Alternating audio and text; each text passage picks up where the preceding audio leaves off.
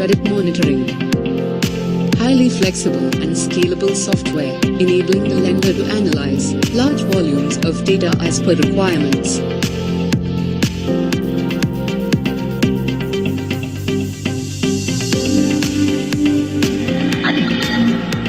SCOMI, a leading fintech company in India. Get in touch to know more.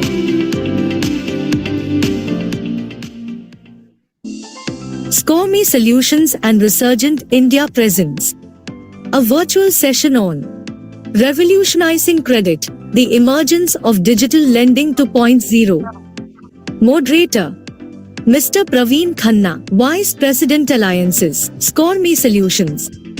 Eminent speakers Ms. Upasna Batra, Director, PayU India. Mr. Kaushik Mukherjee, President, Indiabulls Housing Finance Limited. Mr. Akhil Modi, Director, BlinkX Loans. Mr. Miteshan Agrawal, Director CEO, Finstars Capital Limited. Mr. Ranjit Singh, Executive Vice President and Head of Credit, Credible.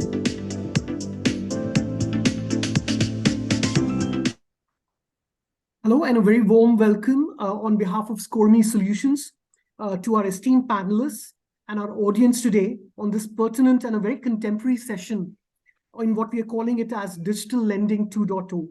We're joined today by an esteemed panel of members from the banking, fintech, and financial services industry, and it'll be our honor and privilege to learn from their deep domain experience and their journeys from physical to digital lending. Now, before I invite the panelists to share their views, just a few highlights on the enormous growth of digitization in banking in India. Now, there are two positive themes that are running in India today, which can make this India's multi-year decade. There's substantial investment in physical infrastructure. This is in terms of the roads, the rails, the airports. And then there is investment in the digital public infrastructure. Digital banking and fintech is increasingly becoming omnipresent today, right from wealth management, insurance, payments, and of course, lending. There are net 700 million users who are accessing internet via mobile today in India, estimated to reach almost 1.5 billion by 2040. It is estimated that digital transactions will touch 72% of the total financial transactions in India by 2025, exceeding the paper-based transactions, which will go down to only 28%. I think from the first phase of digitization in financial services, via the opening of the Jan Dhan accounts, to the second phase via UPI, we are now in the third phase, and this is being led by digitization in lending. This is through development of loan service providers, the emergence of neobanks, account aggregators, and the setting up of the digital banking units. Another pleasing statistic is the rural internet growth, which is growing at 30% CAGR for the last 5 years. And we've reached nearly 400 million subscribers in the rural India itself. The account aggregator model itself is growing at 28% week on week. So while the earlier era was driven by paper-driven and customers having to reach out to the banks, the advent of fintechs and neobanking and banking apps has enabled taking the banks to the customers and that availability 24/7. I think digital banking 2.0 is about 3 A's: affordability, access, and availability of financial services at the customer's doorstep. Digital consumer economy itself is reaching almost USD 800 billion in 2030, which is a growth of 10x from USD 90 billion from 2020. Now, besides retail and MSME, there are several emerging areas on the lending side as well.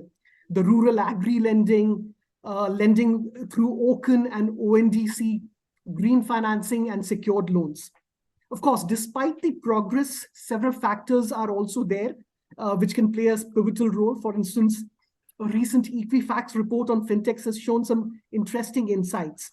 The average loan ticket size is still relatively smaller at around 12,000 rupees. Gender gap is very, very wide, with male customers still accounting for almost 86% of the digital loans. There is, of course, need for greater effort in digital education, especially for the elderly population.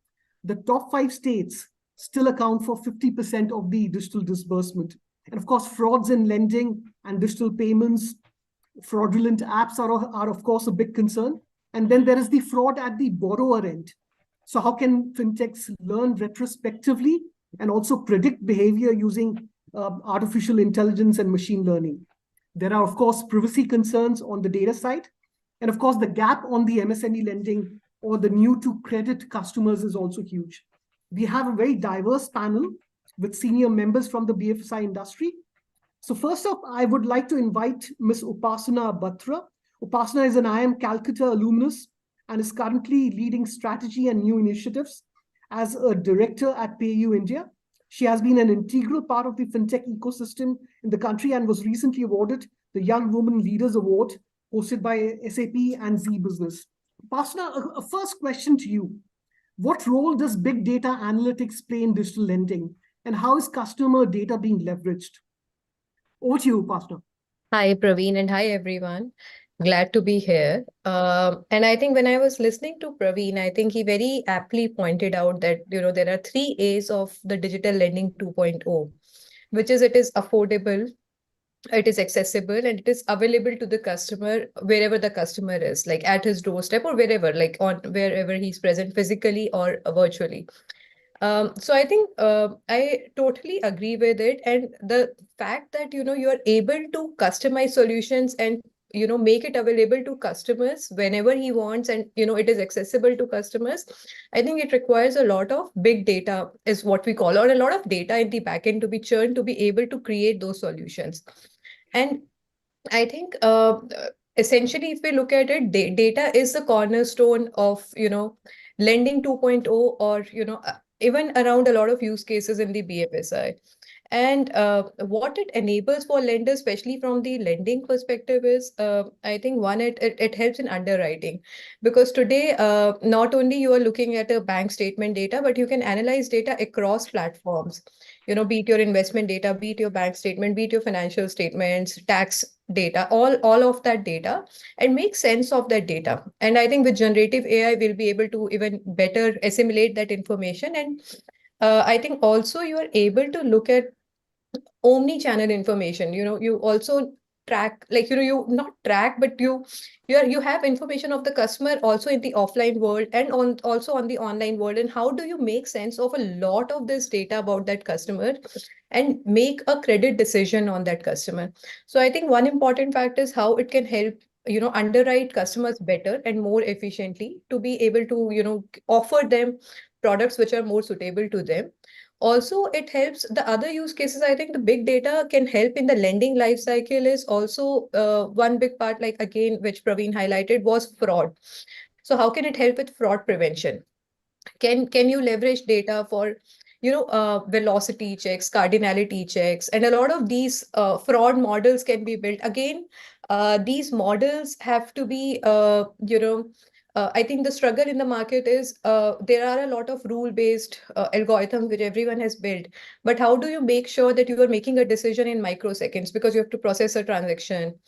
So a lot of data around it can help with fraud, and also it can help with predictive frauds or predictive monitoring of the portfolios. That how can you actually make changes if you know, like recent example is Paytm, like it has cut down on sub 50,000 loans. So how the portfolio is performing. If you are monitoring it more actively, you actually know, what is happening in your portfolio and how you can tweak the portfolios to make changes. So, you are able to arrest your NPAs and able to make, timely decisions. Again, I think big data can help in those use cases where you don't have to wait for 3 to 6 months for your portfolio to mature and season and then take a call. By that time, you would have burned a lot of capital. So how you can proactively monitor that. Other can be, I think, the big use case which is emerging, like which has already been there, but I think with generative AI, it is making a lot more sense, is a personalized offering. Because now you know a lot more about the customer, and how, and also I think what is happening is the lifestyles are changing. The jobs, so people are not salaried employees. Like a lot of banks would have policies saying I will only do salaried and not do non-salaried. Now say people are taking a call, I want to work 6 months in a year, I don't want to work for the rest of the 6 months. Then how do you underwrite these people? Because the lifestyle is changing and all these people need access to capital.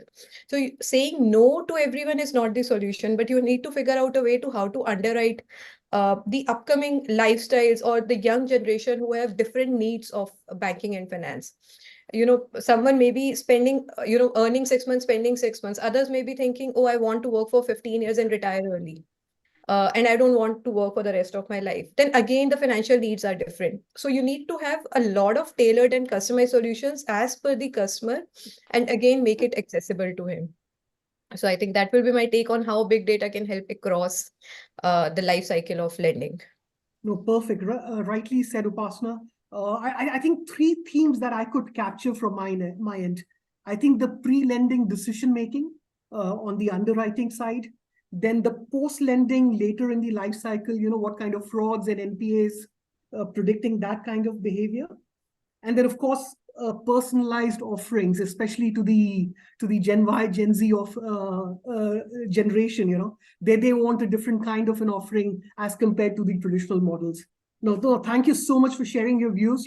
And I will, of course, come back to you with further questions. I'd now like to invite Mr. Kaushik Mukherjee. Mr. Kaushik is President, India Bulls Housing Finance. Kaushik is a corporate lawyer and senior in-house counsel with diverse experience across practices, areas including capital markets, mergers and acquisitions, structured finance, real estate, project financing. Kaushik has multiple publications under his name, including a NSC publication on corporate governance, apart from authoring several articles in financial dailies, including the Economic Times and the Financial Express. Mr. Kaushik, the first question to you, what are the impediments in digitization of mortgage loans for NBFCs in the present scenario? So thank you so much, Praveen, and thanks to ScoreMe for providing me with this platform to sort of share my views in public. Now, going to your question, the first sort of distinction that I would like to make with other sort of NBFCs and products, what Upasana said right now in relation to credit checks, underwriting, etc., is that a mortgage-backed product is very different from the rest of the universe. Why is that? Firstly, it's secured with real estate. Real estate in India, as we all know, is a sort of a sector which is where transparency over the years has improved significantly from where we began, but still a whole long way to go. Why is that?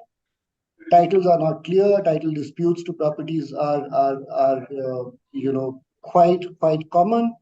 It is in a lot of cases, it is that the fraud in real estate is a big factor.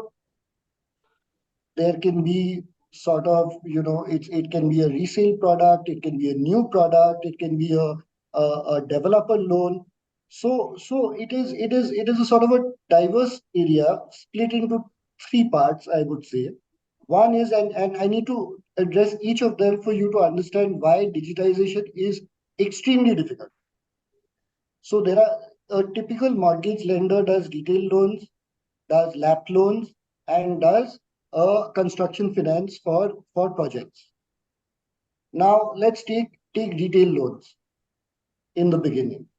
So retail loans, there are two parts. One is the customer, which is an individual who is actually taking these loans. His credit check. Now part of that can be digitized. We've had long discussions and we've digitized part of the credit check for the customer itself. Like a CIBIL score, like the tax databases, etc., which also I think Upasana mentioned. But the larger part of it is the property itself. Now, properties in India, like I said, it is very difficult to ascertain. How do you do a title check? Today, RERA has come up with a 10-point list of things to do a proper title check of any property. That entails going to the sub-registrar's office, seeing the records there. That entails seeing all the past agreements, which is the chain. If there is a break anywhere in that chain, there will be a title issue in the future, which will sort of it will inhibit you to actually try and enforce that loan in case of a default. So the whole of the title search, the property papers, the property document review, all of this cannot be digitized. It is something that one has to physically go through these items. One has to physically employ a lawyer who will go to the sub registrar's office to do a check, and therefore it is a complex process that cannot be digitized. What is the solution? We'll come to that later. But let's take the other products, for instance. Take a promoter loan. Now, in a sort of a promoter construction in a project loan for construction finance, it is usually a company, a LLP. That company has a track record, number of projects it has done, the balance sheet, IBC remoteness, extremely important. How remote are you from an IBC situation, and in order to sort of if there are 15 other lenders in that company, which is the project company, how do you even enforce that in an IBC scenario where you will probably be what 15% of the debt? So all of these factors cannot really be digitized. They have to be manually gone through. There has to be a credit committee according to ticket size. The credit committees will have their duty to ascertain the credibility of each loan. And unfortunately, this cannot be digitized.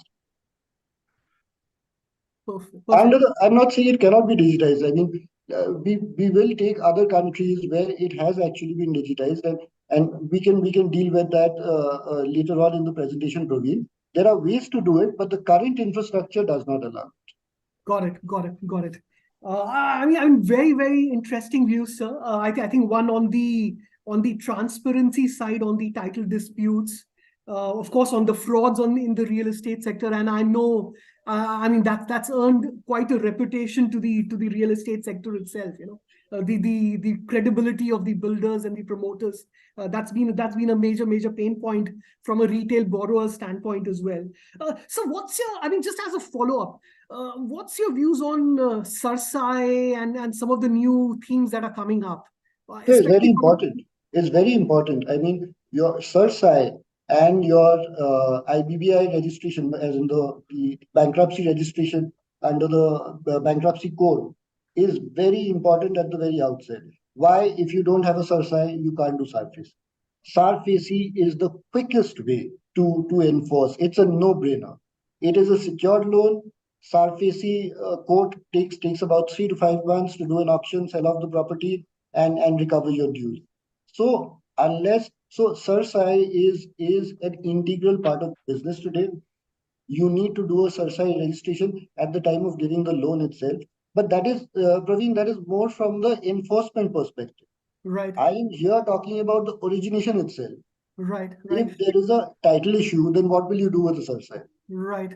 Because I know we've seen examples of some of the lenders actually talking about validation from a Sarsai standpoint. Does it even exist as a part of the digital journey? So I'm thinking maybe from a digitization perspective, there are themes that can be evolved from that Of standpoint. course, of course. So today your bankruptcy registrations, your CERSI registrations enable you to do a quick closure. But the problem is that, let's say you do a CERSI and you go to SARFACE court, Right, and the SARFACE court, somebody comes in between and makes a petition in a court to stall that proceeding, saying that the guy never had title to begin with. What are wow, you going to say? wow. So that is the problem. Right, And we can sort of get into a deeper discussion once you've had a chance to hear others as well. We can perfect. get into a deeper discussion on how we can change this and actually try and digitize, because there are countries that do that. I mean, look at the UK, look at Australia, look at the US. You don't send a lawyer, doesn't go to a sub registrar's office and sees 200-year-old records to find a title, Right, right? There right, are ways. right. We are just not there yet. Understood. No, perfect. Look forward to coming back to you, sir, and definitely discussing those themes around digitization. At this point, I'd like to invite Mr. Akhil Modi. Mr. Modi has independently managed special projects across businesses from the CEO's office and has been a part of the strategy team. Mr. Modi has end-to-end understanding of NBFC operations, financial products and business development and risk. He's now a director at BlinkX Loans. Mr. Modi, I'd like to ask you, what are the emerging trends in the digital lending that banks and NBFCs should be aware of? Hello everyone. So first and foremost thing is from the digital lending perspective, right? So I joined NBFC a long time back, where I've seen a lot of physical processing and all these things, right? Mr. Kaushik also mentioning, right, many things which can't be digitalized, right? But in terms of the things, the way the digital is changing, right, from the small loan ticket size perspective, as well as much more onto a capital market financing perspective, also, the lot of things which gone digitalized, right, and it's seen a significant transformations. And the way it's reshaping is basically how the borrowers can easily access the funds, right? And the whole motive, right, whenever, so from product side also, so whenever we think, right, what the client is looking for, so we try to build a journey from a digital perspective, uh, that how easily accessible to the clients, and how in a single one go client can complete the journey, right, with the no manual intervention, right, as well as no physical documentation kind of a thing required. So this is what the whole motive is, right? And with a lot of new things, right, with a lot of APIs which has been provided across, right, like an Aadhaar based eKYC is there, right, which can easily do a eKYC through Aadhaar. Central CKYC is there, right? So if the already KYC is there, then no need to again do a KYC.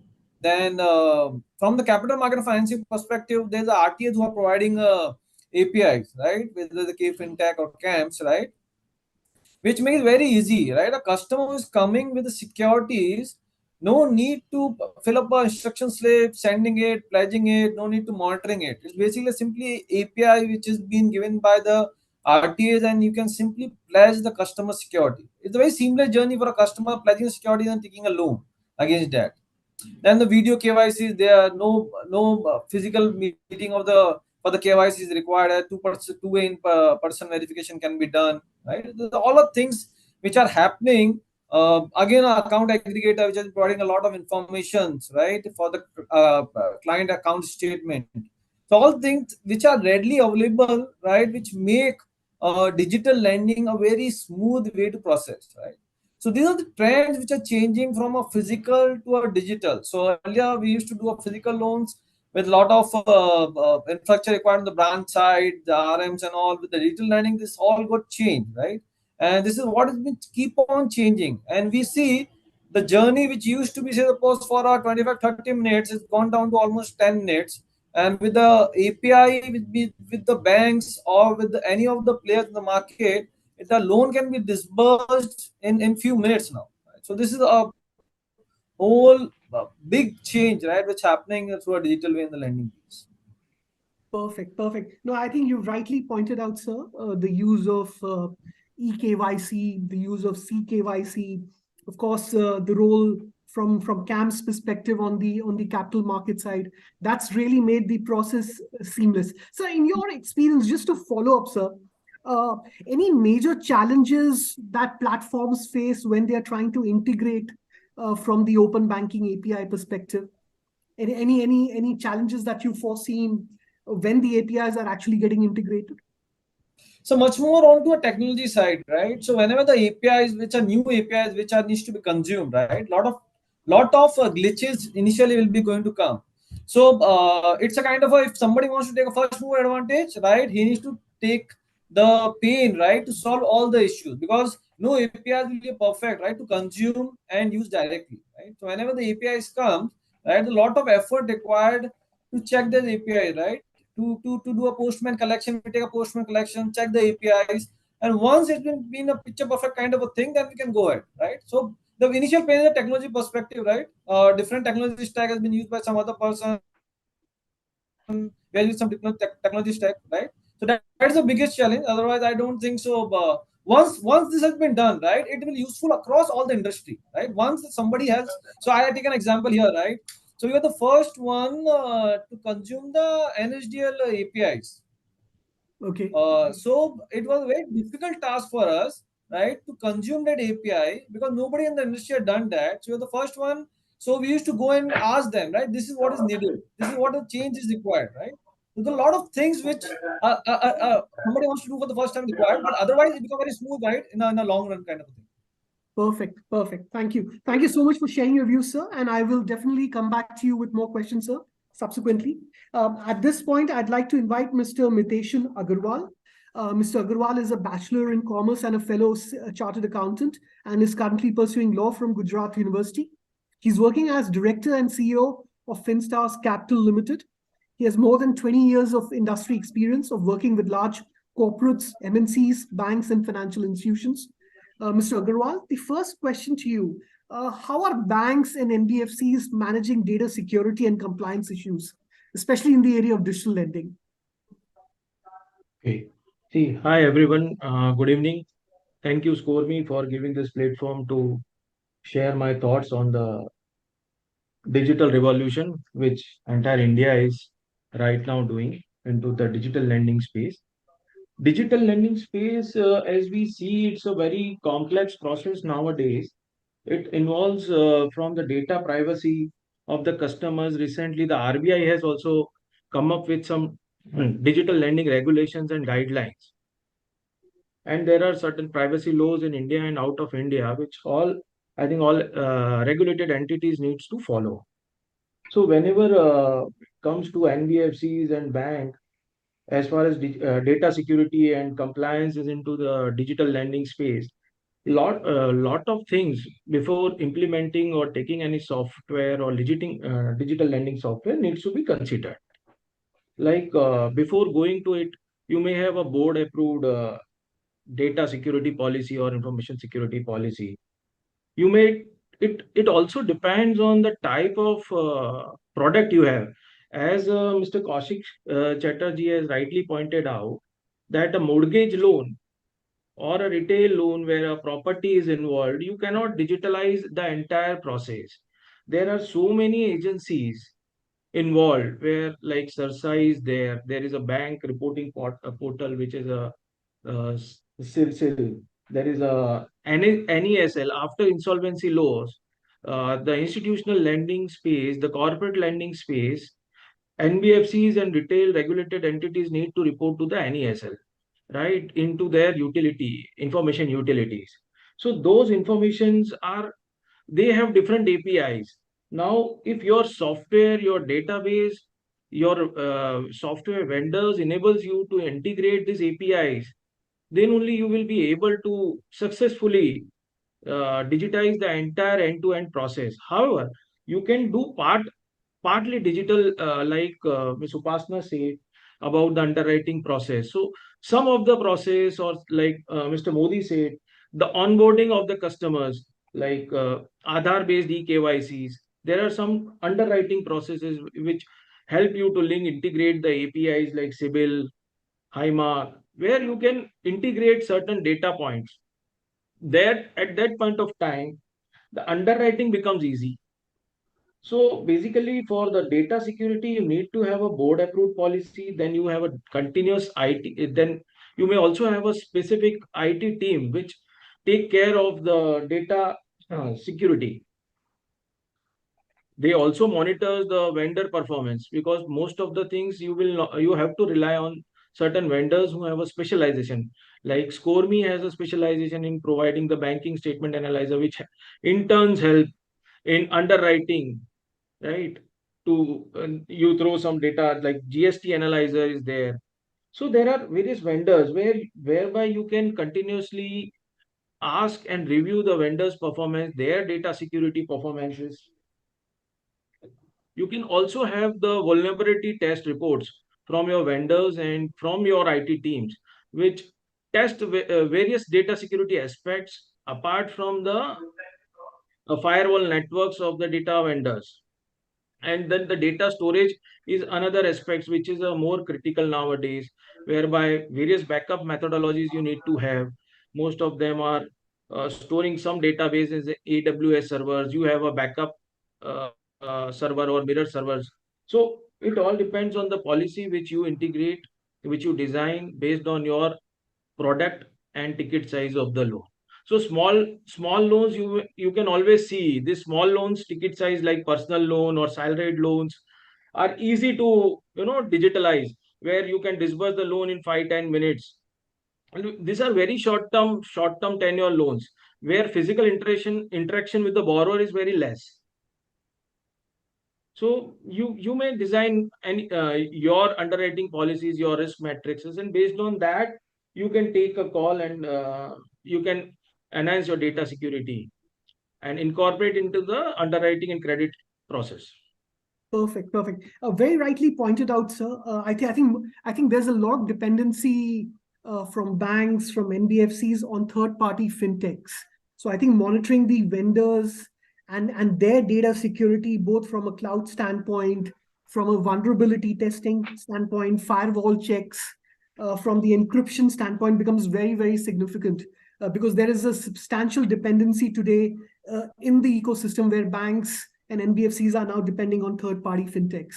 And of course, rightly pointed out again, sir, on the Internally, also you can put some access controls and authorize person checks.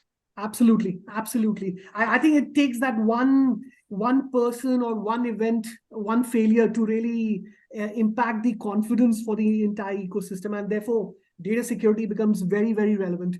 Thank you for sharing your view, sir. I'll come back to you with more questions. At this point, I'd like to invite Mr. Ranjit Singh. He's the Executive Vice President and Head of Credit at Credible. Mr. Ranjit has extensive and diverse experience spanning over 21 years across corporate banking, credit ratings, insurance, and IT. He has been a corporate banker for 13 years with Rabobank and Standard Chartered Bank.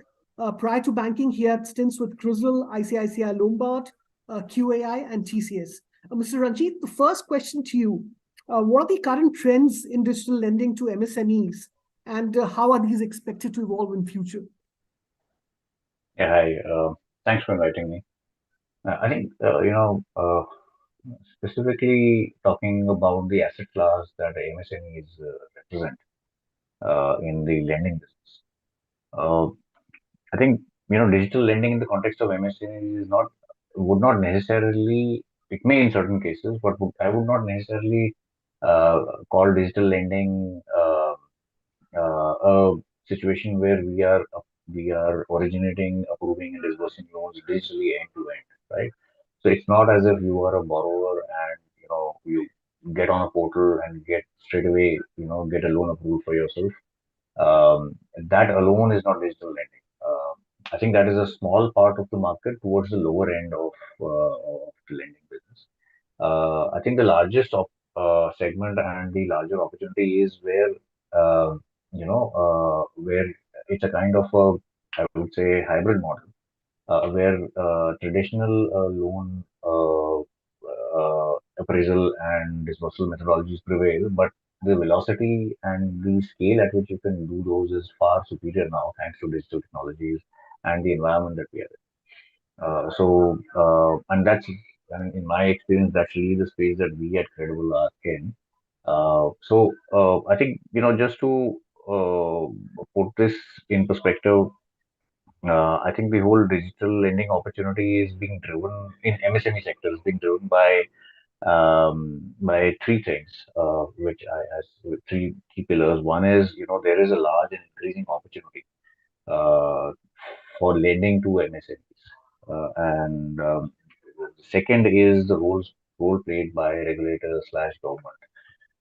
Thirdly, I think the capability that technology is opened up for us. So I think put these three things together, I'll just elaborate them on a little bit. I think if we look at first and foremost the opportunity, I think it's no secret that over the last few years, the economy as a whole, and for various reasons, has moved towards regularization. In a sense, it has. I mean, so you have fewer people transacting in cash, fewer MSMEs transacting in cash, and more of them, transacting I mean, through payment systems, and the and in a sense, the growing regularization means that the lending opportunity grows even for the existing pie of business. as a lender, you can lend into a larger part of of the economy. Uh, the other is that so what also happens is that these a lot of these borrowers who are coming into the fold as of formal economy are now, they are, because it's still early days for them, and they are many of them are underserved, and that opens up a larger opportunity for you. It comes with risks, but now I think you have the tools to address this opportunity. Um, so that's one piece. The other is, I think when we talk about the underserved portion, we are not just talking about MSMEs. Lending to MSMEs is a very large part of that piece is about the B2B businesses or supply chain finance, as we call it. And obviously, a large part of the supply chain of many of the large corporates are MSMEs, whether it is on the sales side or purchase side. And that is an opportunity that's becoming easier to tap today thanks to digitization. But also, the quality of because of digitization and the tools that are today available to you, even anchors with whom you would not get uh, into a supply chain finance kind of situation, or an anchor which is not a very large, company, is a mid-sized company but has an extensive vendor base or a dealer base. Today, you would be able to venture forth into financing those situations as well, because of some of the trends, such as increasing digitization, increasing regularization of the business of that anchor on both ends, etc. So it opens up new supply chains which are hitherto not easy to access for traditional lenders. And lastly, changing consumer trends. So, even if you leave aside the B2B piece, the B2C businesses, which is direct to consumer businesses, are also increasingly digitized. And so, more often than not, and we've all experienced that in our daily lives, less and less of our purchases involves going to a shop, a physical shop front. More and more of it is purchasing online. A whole bunch of services and products which were hitherto considered impossible to transact online are today, transacted online and through payment systems. So I think that in all aspects, I think the pie has grown in terms of the amount of the size of the opportunity you can address basically. Uh, then comes the aspect of our capability to address that, right? So today with India Stack, we have a whole bunch of systems that surround a business. All of those are interconnected and available for us as lenders to dip into and build a credit profile of the customer, even if it's a new to bank or new to lending uh, borrower. So, you can access GST, EPFO, the entire KYC requirement can be done online. Um, you can, build the entire, for any company that you're lending into, you can build the entire set of related parties simply by, tapping into MCA data. Um, and there are a number of vendors such as ScoreMe, for example, who do a great job of providing us those services, um, so that we as lenders can form a better credit profile, a finer credit profile of the customer. So that, and the fact that we have these whole bunch of technologies, um, with the entire payment infrastructure which facilitates us and helps build a transaction history of a client. AI is increasingly playing a key role in terms of being able to enabling us to address opportunities at scale, of being able to absorb data and build applications which can replicate what could otherwise be done only by having a large number of people. I think that so all of these are facilitating move towards increasing digitization of the lending business. And last but not least, I think the pivotal role played by government slash regulators, whether it is in terms of providing digital lending guidelines, whether it is in the form of of facilitating and encouraging, um, enabling infrastructure, right? Building the entire India stack, the helping hand that the government has played in building out the UPI infrastructure, um, the the something like, move towards ONDC, OCAN, all these. So building an entire ecosystem which lenders need so that they can feel safe enough to lend into new situations. I think all of that has been managed very well by the government. And equally, I think also in terms of government schemes such as Mudra or CGT, MSA, which have been major enablers, on the digital front. So I think all of these things put together, these are coming together to help us uh, transact a lot more and build a lot more asset using the digital ecosystem that we now come to inhabit. It's obviously very competitive because everybody is trying to do a better job of of building a better, faster tool for lending. But I think that's the space we are in now, and so I think it's an exciting time uh, for the MSME space. With I think it's we are really looking forward to sort of building the next generation of lending business at our.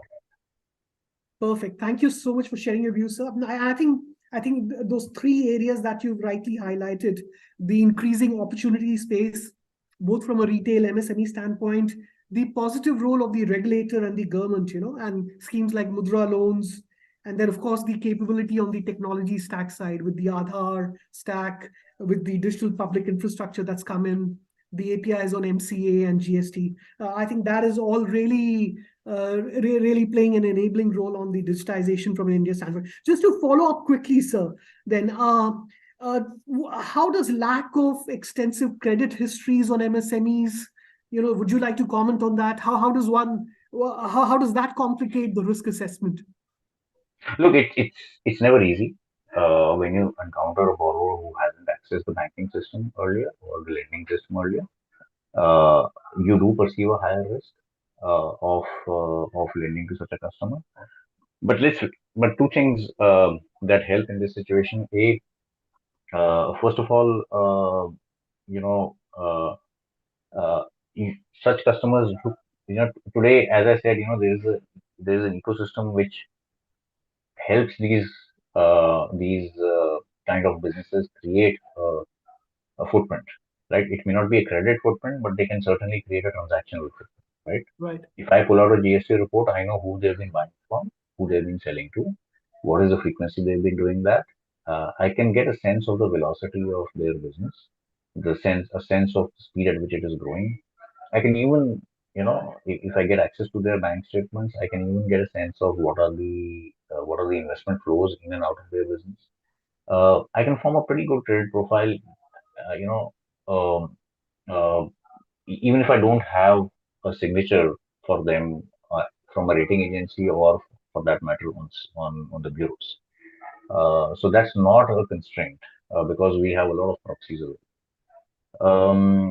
Yes, it is true that I would perceive a higher risk to lending to such a business, and I would charge a higher price for such a business. But then most of these businesses are at a stage where having an expensive loan is is a better proposition than having no loan at all, because Right. typically these are businesses with which have high operating leverage, and any infusion of capital for them translates into immediate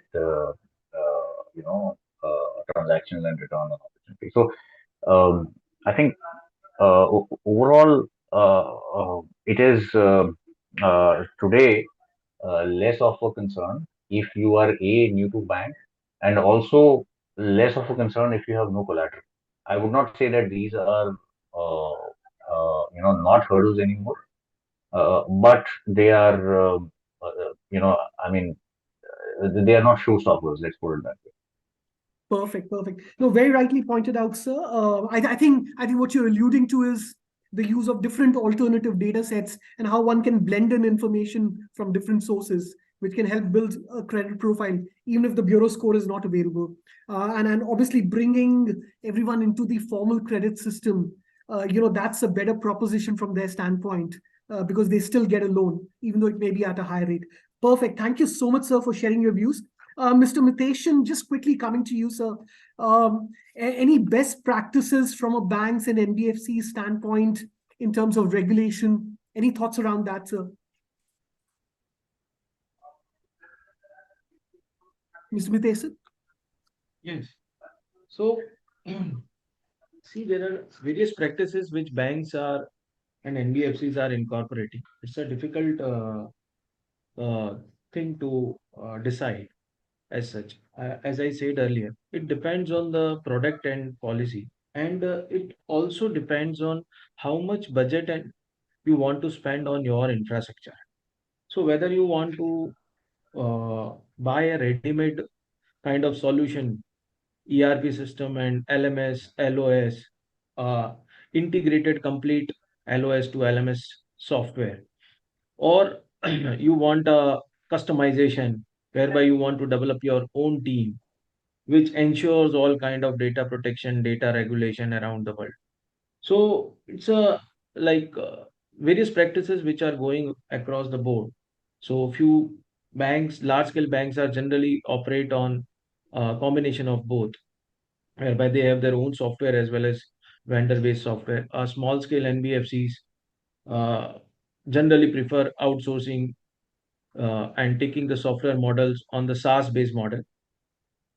Where you operate on a SaaS based model, you need to be more vigilant with respect to banking regulation, the database privacy, the data security, the confidentiality part, whereby certain practices involves masking of the KYC database like Aadhaar card, PAN card details.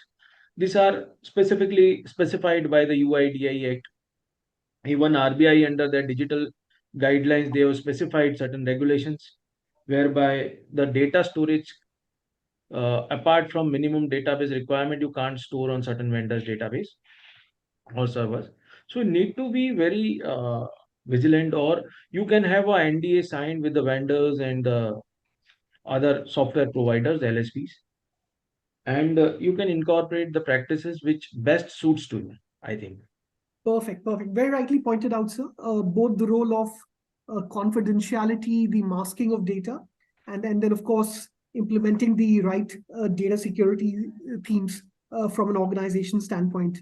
Mr. Modi, if I could come to you, sir, any challenges faced by smaller banks and smaller NBFCs in adopting digital lending? Any thoughts around that? Yes, I think so. I will touch base on this data security and privacy risk. I think that's the biggest challenge, right, across for the data security and privacy risk. That is the big one. And other than that, is from again from the digital lending perspective, the technology mismatch, right?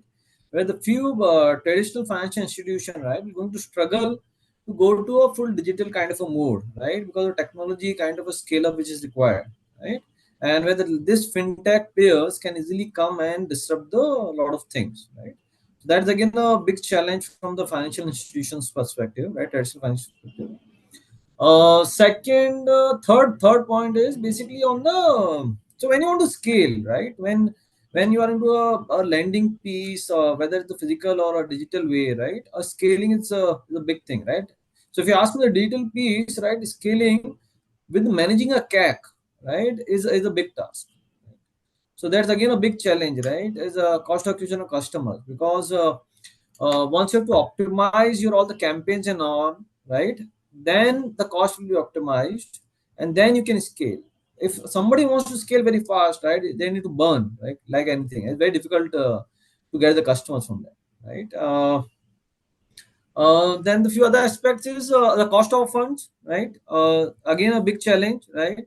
So with much more strictening of the guidelines and all these things for a small player, very difficult to raise the funds and all, right?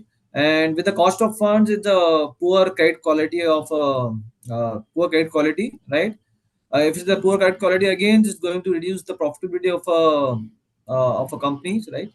It's mixed kind of a thing, right? Your cost of funding increasing and the credit quality is decreasing, right? So the profitability going to take a big hit on that. Uh, Other thing is terms of the fintech players. There are a lot of funding is coming from outside India, right? So this is again a big concern with the recent changes that will happen, right? That also been going to dried up, right? Already been dried up, and it's further going to be will be strictened, right? In terms of getting the funding become a difficult, right? For all these things. So this is what I think is the big challenges, right? Which is coming across for the fintech as well as the digital lending players who are in the market. No, I think very rightly pointed out, sir. And from a personal experience, I think that that technology mismatch, where banks are today, and with the legacy systems that they are running, the legacy core banking systems, or could be the legacy loan management systems, and of course, fintechs and neobanks are bringing all the new technologies with the use of DLT and AI and ML. That's where the bridge is, and I think that's also an opportunity for fintech companies, because they can then help.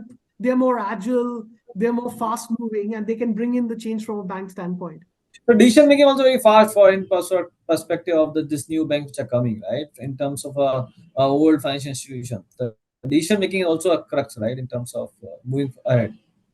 Perfect. But at the same time, I think the other risk that you highlighted, which is the data security challenge, I think that needs to be always taken into mind when the digitization happens. Correct. That's a big challenge, right? That That's is a that big is the challenge. big area. Perfect. Thank you. Thank you so much for sharing your views, sir. Mr. Mukherjee, just to follow up on our earlier discussion, and so how do we actually eventually facilitate the digitization process, especially from mortgage loan standpoint? Sure. So I think Nitishan ji and somebody else spoke about Nitishan ji spoke about the NESL registration under the bankruptcy code, which is also something that I was talking about, and I think you spoke about CERSAI. So while that part of it, so the enforcement, so let's just understand what does it do? You can digitize this. A CERSAI filing is automatic for us. Each time a loan is disbursed, CERSAI filing happens in a digitized manner. NESL filing happens in a digitized manner.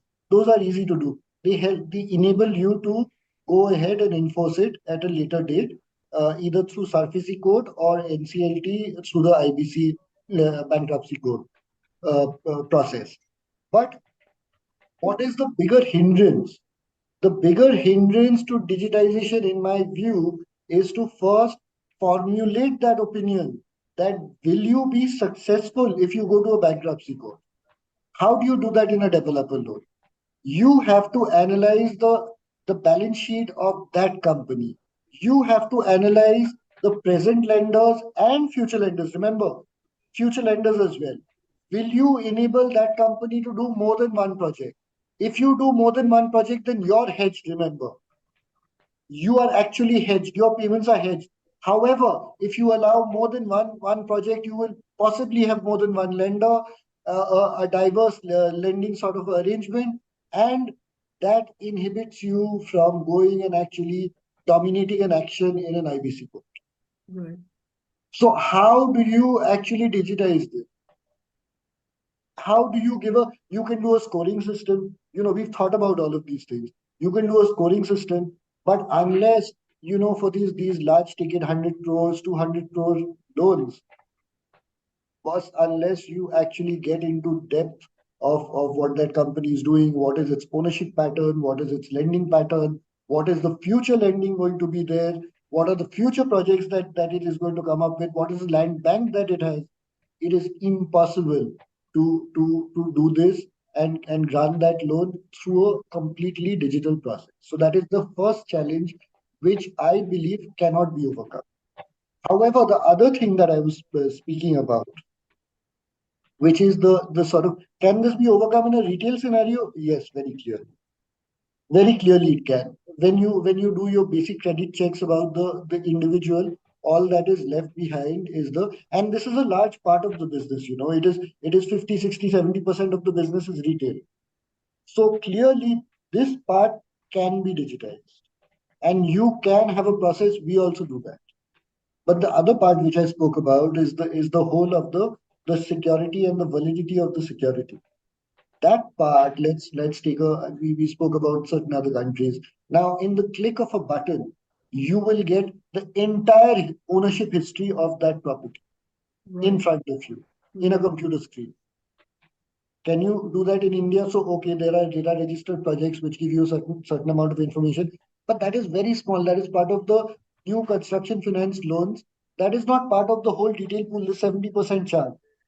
These are projects that have been built for the last, what, 50, 60, even 100 years. Somebody's buying people do buy 100-year-old houses. People do sell 100-year-old houses. Right. And people do get that finance. So what do you do in that case? If you have that database where you click that button and it'll give you that 100-year history, it's very easy to take a credit decision. But my friend, that we are at least 50 years away from doing that. Look at the country. Look at the just the amount of real estate that there is. Look at the amount of mapping that will be required and the digitization at the sub-registrar's office for you to get that in the click of a button. Right, Is right. it being thought about now? Yes, I've been part of seminars. We've been in discussion with RBI and with other agencies. They are all trying to help, all trying to create these databases which makes our job simpler. But it is a complex. It is an extremely complex thing to achieve purely because of the ticket size, because of the wide. It's a big country. There are crores and crores of people who are owning houses, who have entered into transactions. To create a database itself is a huge challenge. I'm hoping, I said 50 years, I'm hoping it happens in the next 5, but we still need some way to go before we can get to that. However, with all of these other external Civil of course has been around for a long time. The IT database now has a whole lot of individual related information, even for corporates, information that are relevant that can be accessed. So a lot is happening, but in the mortgage lending space, unless you can, and I'm going to keep this short now, unless you can go to the security and evaluate the security, it's a challenge. Right, right. I think you've thrown out a challenge and a problem statement, and I'm hoping a lot of fintechs out there are listening in for especially that creating that database on the land record It's side. vitally important that we do that. Absolutely, and I hope there are some new age fintechs who are listening to you are tuned into our webinar today, and then take that challenge up, in future. I think that's a huge opportunity from a business standpoint as well. I hope so. Thank you. Thank you so much for sharing your views. So, Pastor, just coming to you, on the customer experience side, how do you think it's being redefined in the perspective of digital lending? Yeah, that's an interesting question, and I think customer experience is itself going through interesting times. What I would say is, I think in the internet world, the playbook for customer experience was like you offer the best customer experience, and you can see you can see the revenue growth. So I think that was the equation that, there was a direct correlation between the best customer experience and the best growth. And this was across the board, like be it the Amazons of the world or be it any fintech who was offering a platform to make it, the onboarding seamless and, even the underwriting and post onboarding process seamless. Uh, but I feel in today's time, I think that playbook is going for a toss precisely because I think the matrix has changed. Like now, the investors are no longer chasing the growth, but the profitability. And what has changed this is now, I think the first thing that you do when you're trying to cut cost is you cut down on like you stop investing in the customer care, and you're only so you're trying to optimize your business. And in the internet world, people are used to the best customer experience, and now you're saying, okay, we're going back on that. So I think that poses a challenge on what customer experience is going to be going forward, because with the focus now on profitability, I think a lot of this will actually mean that we will see a lot of automation in the customer care or customer services team. So I think that will be a big change. But what I also feel is with generative AI bringing in the emotional angle and human like conversations. So I think a lot of this task can be overtaken by Gen AI chatbots, and we'll see a lot of innovation happening in that space.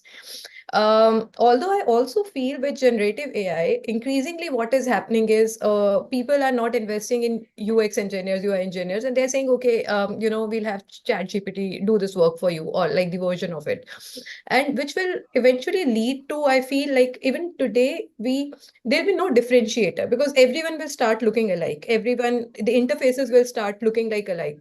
And now then how do you differentiate yourself? I think the challenge is, you can automate a lot of backend, but front end, if all of us start looking similar, then how do you stand out from the crowd? What is the USP? So I'm seeing that. So what I'm saying is, I think there is a trifecta of issues, which is like cut down your cost of customer servicing, ensure you're still servicing your customers, so your the brand is not diluted because you spent millions of dollars on brand building and all those things, while also ensuring that you stand out, that there's still creativity that has to go in it, like you still have to be original and authentic in your approach. So I think that will be a big trend in the customer experience. And another which trend I feel is, again, what is happening is people are limiting their technology, like their time they're spending on phone or digital gadgets and everything, which also means, so while onboarding is one thing, but when you want to be engaged with your customers. Now, how do you ensure, say if I'm spending 2 hours on my mobile phone, that I am interacting with you and not with the other channel? So maybe what I'll also see is there'll be a lot of other modes of connecting to the customer, which will be maybe through podcasts, maybe through Alexas, which are sound based, or maybe more in the real world. You are there where the customer is. So I think that will be, again, I feel, a big trend. Also, while we have been talking about customized offering, personalized offerings, I think this will again take a different shape in times to come. Like, today, if I was to apply for an LC, I think everyone was busy building an experience where at the click of the button, I upload documents and, the documents are read and, and my final decision is done. I think more and more, I think it would involve even financial institutions to go deeper in the value chain of an MSME proprietor, or a person who is running it. Like, you need to understand businesses better. What will happen is eventually, how instead of saying, okay, I can offer you an LC, you need to offer him a solution on how to manage his business better. For example, I'll explain it. Like, there can be solutions around, okay, how can you save cost, how can you draw down less working capital by optimizing your inventory, by managing your receivables and payable cycles better. So we need to provide all those smart insights to businesses.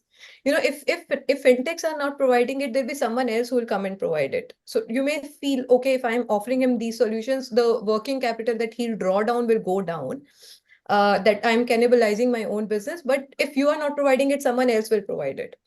So how do you be a partner and a trusted partner with the businesses? I think that will be very important. No, So I perfect. think these are my takes on how I feel customer experience is going to change in times to come. No, perfect. Thank you. Thank you so much. And I think that word differentiation, I think increasingly when I look at UIs, all of them look very, very similar. And you really can't differentiate between one vendor versus the other. So I think that is going to be a very, very important and a very pertinent theme going forward from a customer experience standpoint. Now, I'm conscious of time. I think we've already exceeded our time. Just a quick question from the audience. What are your thoughts on cutting short the time on title searching and reducing turnaround time? I think Kaushik, that could be posed. I think I answered that question. The only answer to that is a database which will enable you to do that information readily available. That will enable you to actually ascertain title. And until we get there, we still have to live with that process in which somebody will physically go to the sub-registrar office, pull out the records and get it checked. That is also, I'm not saying that that is an entirely long process. It is start to end. It might be a month-long process in which all of these title checks may take about 2 to 3 weeks, depending on the property. The valuation takes about a couple of days. So it's not that long, but the only way to actually cut short that time is to have readily available information. Perfect. I'm conscious of time. Any closing thoughts, Mr. Ranjit? Any closing thoughts from your side? No, I think as I discussed, I think it's a great opportunity that we are looking at, and I think we only just scratched the surface in terms of how we can revolutionize credit, especially at the lower end of the market. Um, where, as we said, relatively smaller mid-sized to small corporates and their supplier base is where the MSME opportunity really lies. And also, securing the cash flows for D2C businesses, and being able to lend against them. So I think that's really uh, the opportunity that digital lending gives us. Uh, as a caveat, I think like, it's just a tool. All the digitization and all this infrastructure that we are now living in is a tool for us.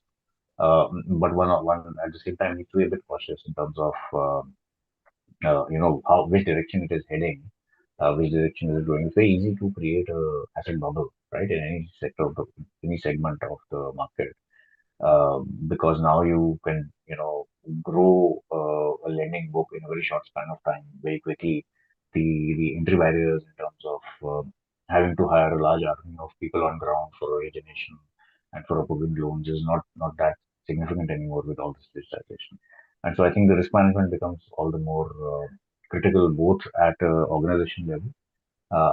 You need to have your strategies, your policy right, but as an economy, as a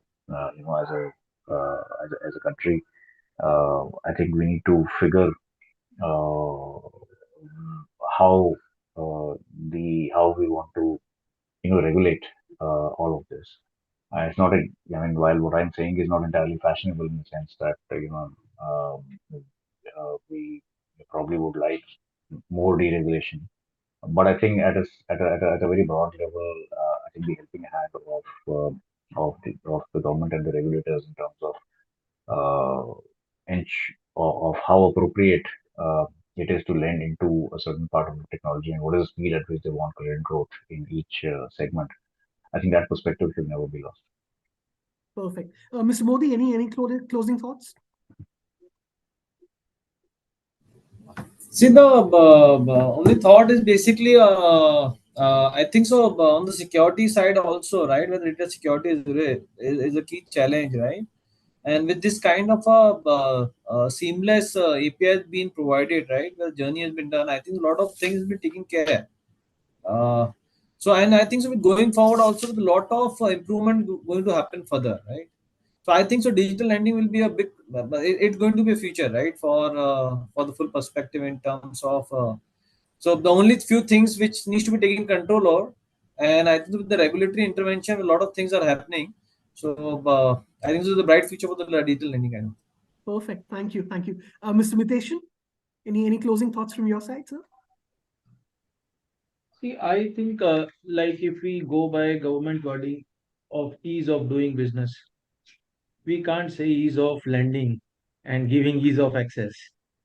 So even though we should try through digital revolution that the turnaround time in lending should be cut down, but the process will take some time, its own time. And I think this is the beginning of digital lending phase, and it will go a long step ahead. And we all need to be vigilant in getting more robust processes. And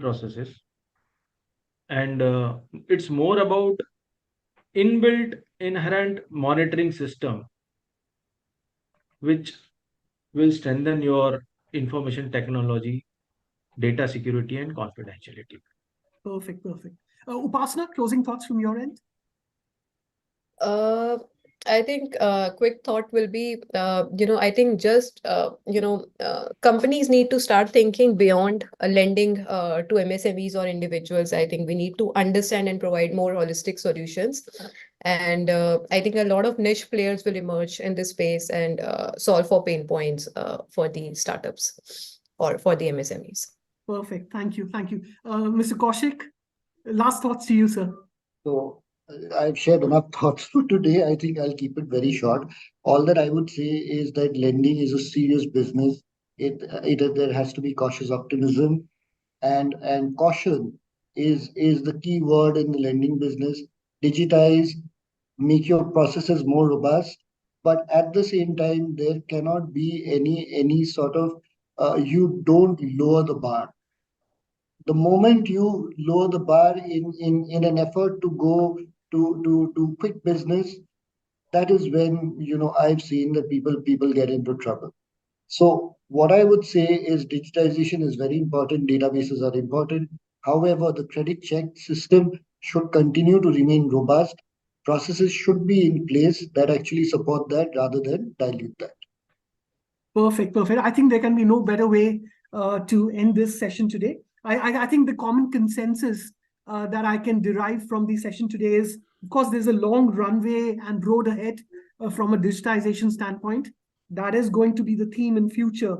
At the same time, I think the words that I'm constantly hearing are caution, vigilance, and the right risk management practices. They also need to be adhered to while we move significantly ahead on this road to digitization. So thank you to all my participants today for sharing their views. I really, really appreciate your time today. And until next time, it's bye-bye for now. Thank you. Thank you so much. Thank you. Thanks a lot. Thank you. Thank you.